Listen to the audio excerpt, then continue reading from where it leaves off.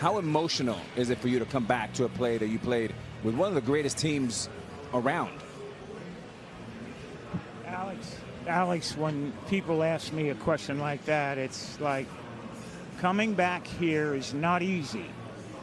The racism that I played here, when I played here, the difficulty of going through different places where we traveled. Fortunately, I had a manager and I had players on the team that helped me get through it. But I wouldn't wish it on anybody. People said to me today, I spoke, and they said, you think you're a better person, you think you won when you played here in Concord. I said, you know, I would never want to do it again. I walked into restaurants and they would point at me and said, the nigger can't eat here. I would go to a hotel and they say, the nigger can't stay here. We went to Charlie Finley's country club for a welcome home dinner and they pointed me out with the N-word. He can't come in here. Finley marched the whole team out. Finally, they let me in there. He said, we're going to go to the diner and eat hamburgers. We'll go where we're wanted. Fortunately, I had a manager and Johnny McNamara that if I couldn't eat in the place, nobody would eat. We'd get food to travel. If I couldn't stay in a hotel, they'd drive to the next hotel and find a place where I could stay.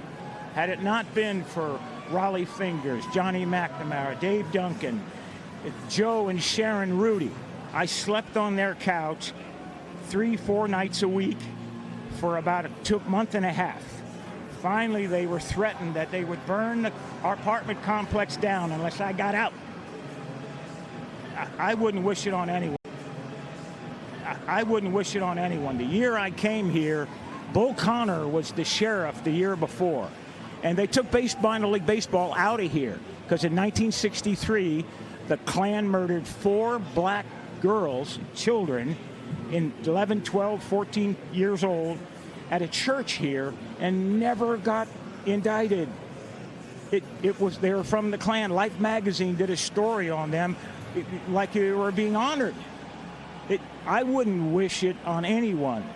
At the same time, had it not been for my white friends, had it not been for a white manager and Rudy, Fingers, and Duncan, and Lee Myers, I would have never made it. I was too physically violent.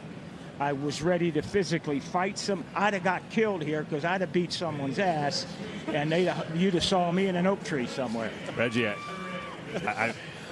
I can't even imagine. It's awful you had to go through that, but you know, appreciate you sharing the rawness and the honesty of it with our audience. I mean, really, it's. We love you, Reg. Yeah, thank you. Quick history lesson right there. That's a great history lesson. Reggie Jackson telling us all about